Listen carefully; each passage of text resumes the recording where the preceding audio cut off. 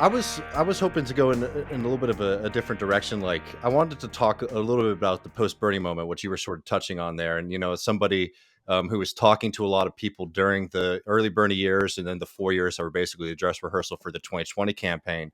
Um, I'm curious what your thoughts are about the moment now. And I just sort of wanted to throw one thing in, about thinking about like political power, because it's something I say a lot on this show. But you know how Bernie, his slogan was always like, not me, us, right? And everyone was like, oh, this is so nice. Bernie's thinking about us. He's including us. I think that he was quite literally making the correct analysis is that the presidency of the United States is extremely powerful, but like, let's say somehow I'm able to overcome this, hostile Democratic Party and become the president. I'm going to need pretty significant social movements and organization to be able to do any of these kind of things. And look, I don't think that it was wrong for us to go as hard as we did for Bernie. I think that was the right move. It opened up a lot of space. But I don't think that people really reckoned with that reality. And what I'm trying to tell people now is that, like, in the absence of like that kind of avatar to be, our presidential candidate and rally behind that, we need to actually start really thinking about how we could be there in the future if we have an opportunity like that, so that when a Bernie Sanders kind of character might be saying, not me, us, like we actually have the us to implement some of the things that we're arguing for. Yeah, I mean, I think a lot about how if Bernie had somehow won the presidency in 2020, we would not be in a situation now where, oh, we fixed COVID and there's universal health care. It would not be the meme with the spaceships and everything. We would have all the crisis we have now. They'd be just as bad, if not worse. Bernie might be less popular than Brandon, for all we know, in approval polls. But the people who voted for him through the lens of like a movement, as opposed to those who voted for him because he's a brand that they're engaging with, otherwise known as the people who would actually have to provide ballast and direction for a social movement, not the whole group of voters. Those are the ones who give you access to points of power, but the harder core. It would have given right now, those hardcore people would have something to do. We would all have marching orders.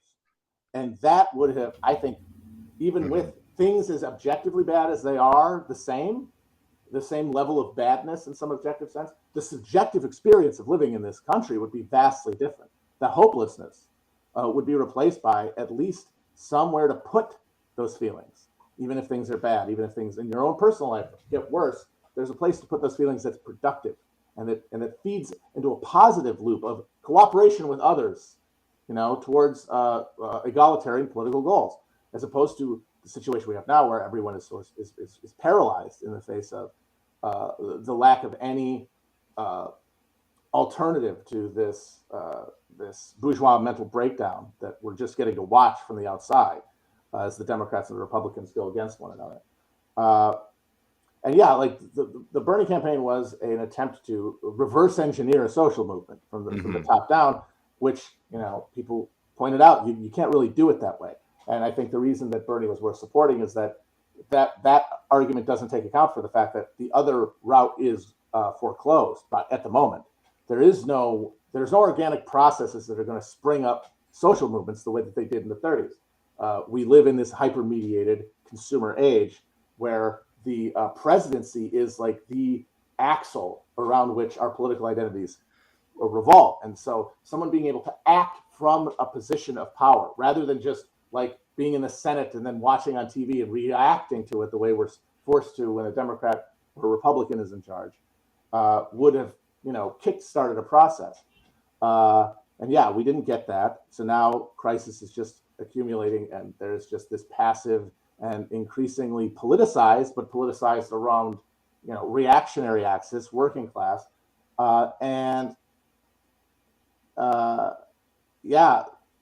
A focus on grassroots activity, like defining yourself politically not through consumption or through ideology, but through actual concrete action in your life is the only thing that's going to give you the ability, if conditions throw one up, which they very well might, because anyone who says they know what's going to happen is just telling themselves a story to keep them where they are.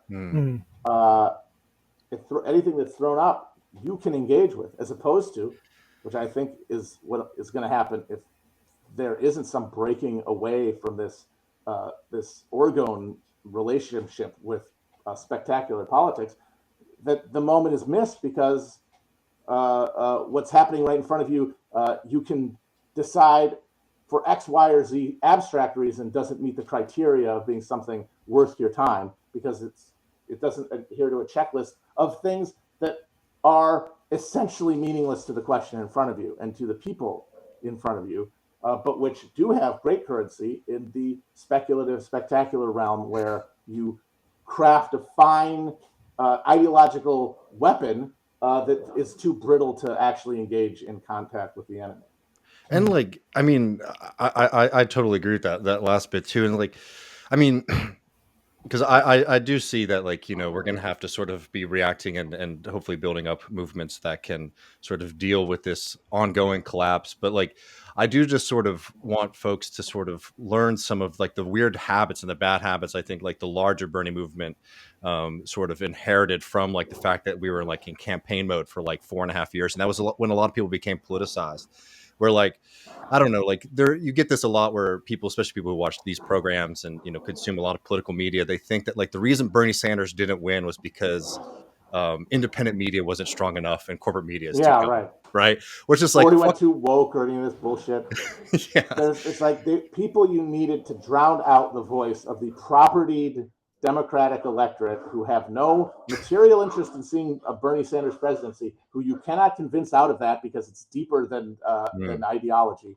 It's actual material interest shining through, which you are pushing against in every context because it's organized around a property regime that demands the total sacrosanct nature of private property, won't accept and cannot assimilate socialism. To drown that out, you needed people who don't vote in Democratic primaries. And those people, by and large, were not paying attention because they had made the rational decision to stop caring about that stuff, if they ever did, because of the manifest evidence in their life that caring about it, that voting, that investing in it doesn't matter. It doesn't bring a return.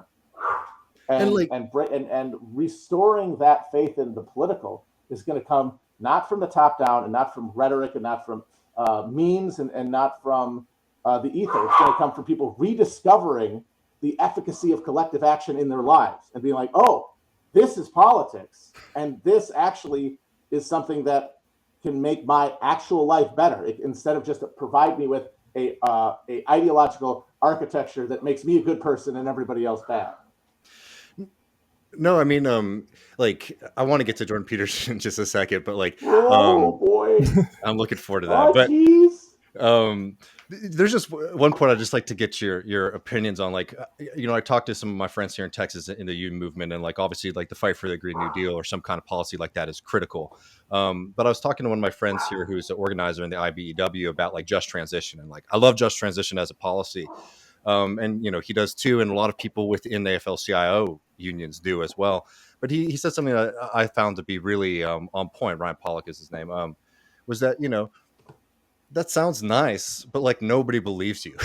No, nothing has ever been taken away and then replaced with something better.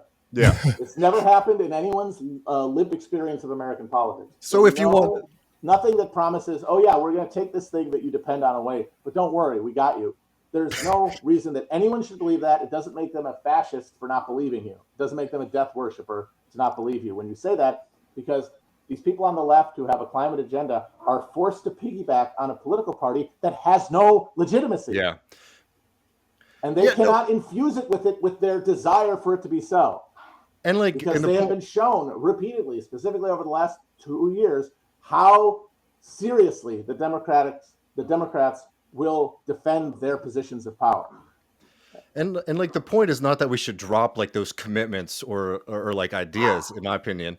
It's rather that like you should be showing up for people right now. Like, there have been like capital has been at like a huge war in Texas and across the country. It's not unique here, but like with oil and gas workers for like the past 3 years, like during the pandemic, they fired a bunch of those guys, right? Now all their unions are getting pushed and squeezed out. And it's just like, why not focus on like building up movements that are showing up for them, coordinating with those guys there, so that when you say these things like we're going to build a just transition, you at least have like some kind of common Right. language or There history has with to each be other. So it's there not has just to the be a weird guy buy-in showing there. up at your plant telling you Yeah. we're gonna, protect you for the rest of your life. Yeah. No, there has to be a buy-in, and that is something that is the biggest handicap to the project of rebranding the Democrats, basically in a way that can make them credible messengers for this. Is that the people that want to do that cannot point to any wins. Mm. They can, and they'll never be able to point to any wins.